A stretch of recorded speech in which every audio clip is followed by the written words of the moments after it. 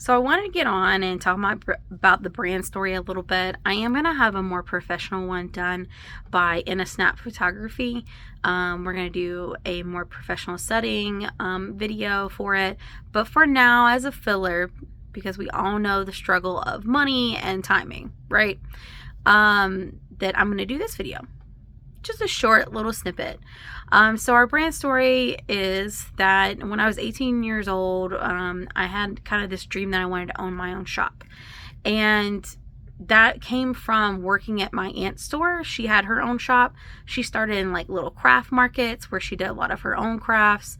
And she sold them, and like just little markets and things where she set up, and then she blew that up into like a just seasonal store at a mall near her in Mississippi, and it just went from there. She kept going up consistently, and yet taking her time and building her store all the way until she was retired a couple years ago. And she really didn't fully retire because my aunt can never fully retire. So she has now a small little venue. It's like a little shelf or a bookcase in a marketplace where she sells and has gone back to her homemade items. Because after she went from the Christmas shop or the seasonal shop where she did Christmas or Valentine's or just, a season or a holiday, she had blown up and did more of like a market where she would go and get things from the Atlanta market, and actually like blew it up into more of a home interior, home decor store. And then after she retired, it went back down. She started exploring her art again and has started selling that. Anyways, I digress from a whole different topic. But anyways, that has been kind of my inspiration. And so I went to college. I got a degree in interior design. I know that's not the shop. I didn't go into business. I basically had a 5-year plan when I went into college that I would go into interior design, loved interior decorating, but I really liked the architecture the most. I would go into a firm. I'd be there 5-6 years, get my feet wet, good experience, get to know the clients, all that kind of thing. And then from there, I would move back out, or I would, quit and resign and open my own business for my own clients. And part of that plan was teaching as well. Once I got there, once I owned my own business, when I retired, I was going to teach. I wanted to teach high school or college into interior design and bring up new interior designers. However, life had a different plan for me. When I got out of college, there was a recession. Interior designers obviously were not very needed. It was a luxury and not a necessity. So jobs were being cut left and right.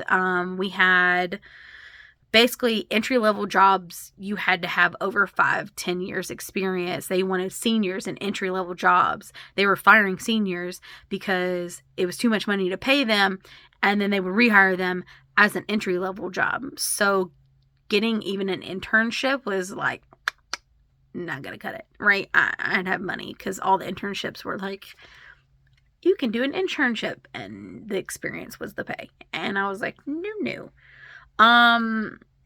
So went from there. I was a waitress for a little while. I still had the big aspirations of owning my own business. But back then I just did not have I was still very like set on my plan of interior design, right? And I finally had to, 6 months later, after waitressing, a year after waitressing, I had to come to terms that I may need to go off the path of my plan, right? Plans don't. They're there, they're good, but sometimes you have to veer from the plan. Most of the time you have to veer from the plan, right? So I actually started taking a babysitting job.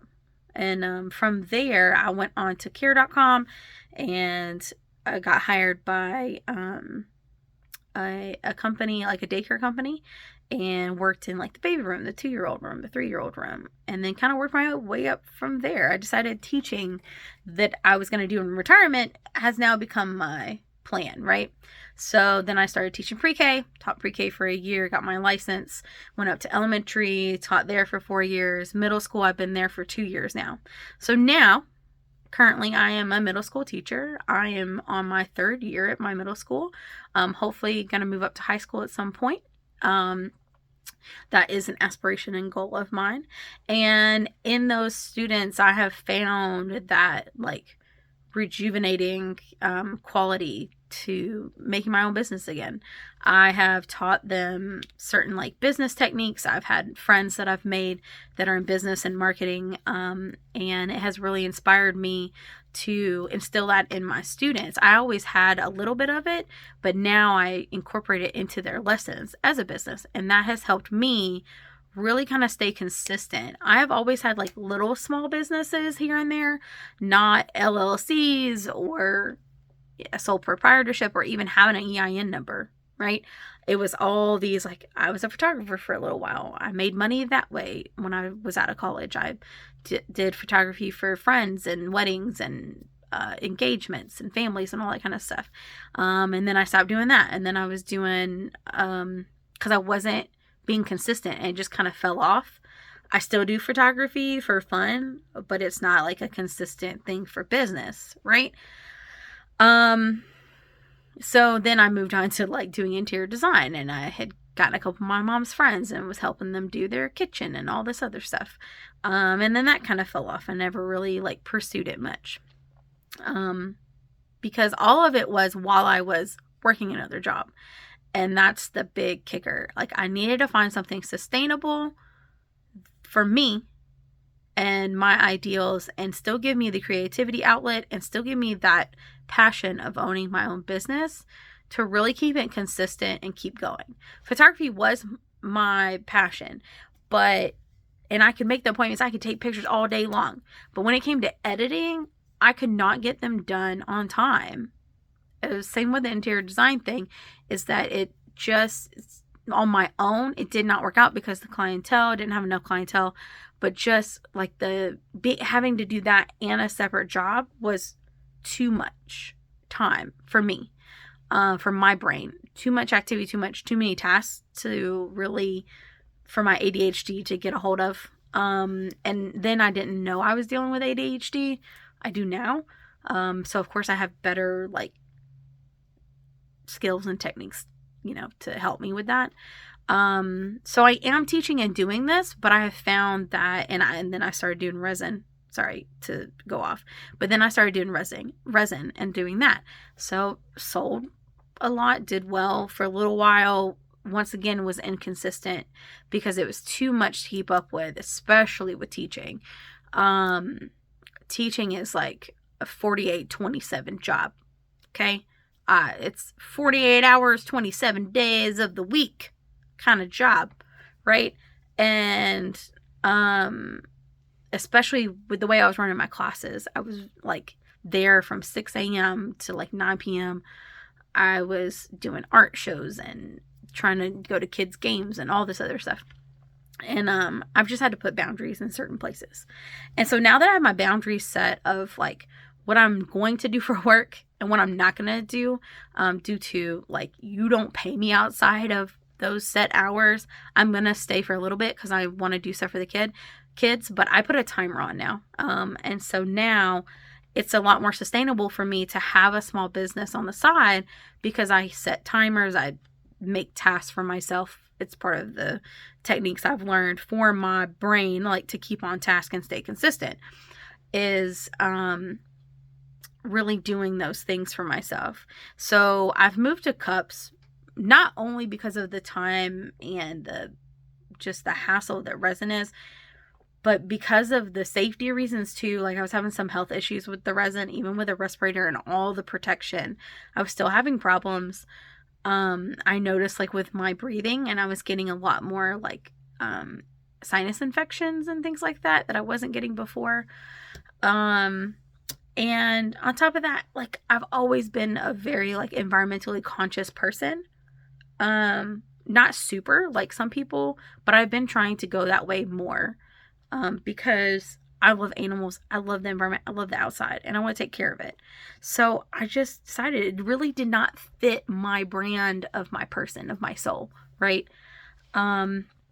So I went from that to now cups. right? So these are reusable cups. They're glass cups, so they're sustainable for the environment. I have bamboo lids, which bamboo grows 10 times faster than any other tree, so it's very sustainable to keep using that for toilet paper or lids or straws or plates or whatever. So I have bamboo lids, and then I have glass straws, and I am thinking about doing reusable plastic straws, but I'm not sure about the plastic part because some people don't always reuse their plastic straws. Anyways, we're not going to get into that. That's way down the road. Anyways, so I really like that my brain is going towards the sustainable part. And then I'm reusing boxes from Amazon to ship my packages out. Once those are gone, maybe when I get somewhere in, I'll use them. But I'm going to always try to use cardboard because cardboard is compostable. And then the bubble wrap that I have is all stuff that I had from the other business. And I don't want to just throw it away because that is wasteful and that is not a part of being eco-friendly. So I am going to reuse it for my packages. But once I run out, and I'm going to use this craft paper, this honeycomb craft paper, this compostable as well. So all that to say, my brand is about eco, sustainability, consistent sustainability for my life, right? Creative outlet for me to express certain things how I feel or just to be cute, right? On top of the name of the brand is really close to my heart. I started out as the Art Mutts when I was doing resin. And that's because my dogs always come down to the studio with me. They may sleep or they may walk around, but they always come down. And I lost one of my dogs in February. Her name was Salis, which of course is a minor goddess of safety and deliverance in Rome.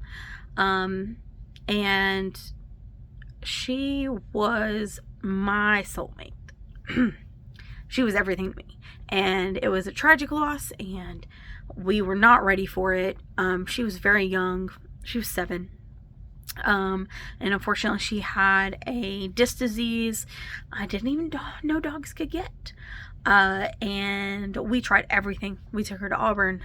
She had surgery, but she developed something that she couldn't come back from.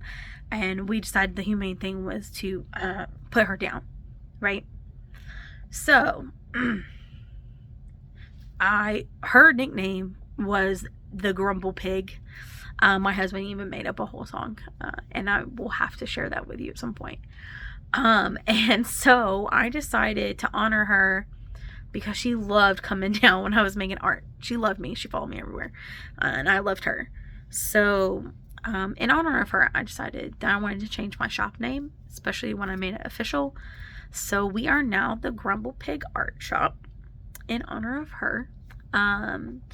And I just hope that all of you enjoy all the designs and things that we're going to come out with over the years. I have plans and plans and plans. I already have 3 ideas brought up by friends of what I can add to the collections, what else I can do. I already have my own ideas of where I want everything to go, from cups to napkins to tableware such as plates, and do like custom tableware up to like of course like short shirts and stuff. I really am kind of interested in doing that too, but doing like plates and napkins and cups that all match each other in a certain way where it's not like too matchy, but it goes together so that you have nice artsy pieces of different types of art, not just cutesy art, but like gothic art and fantasy art and things like that. So I hope you enjoy. I know that my brand is exactly what I want it to be. I've gone through a long journey of this, and I have found exactly where I need to be, and I hope you have found exactly where you need to be too. Thank you, and bye.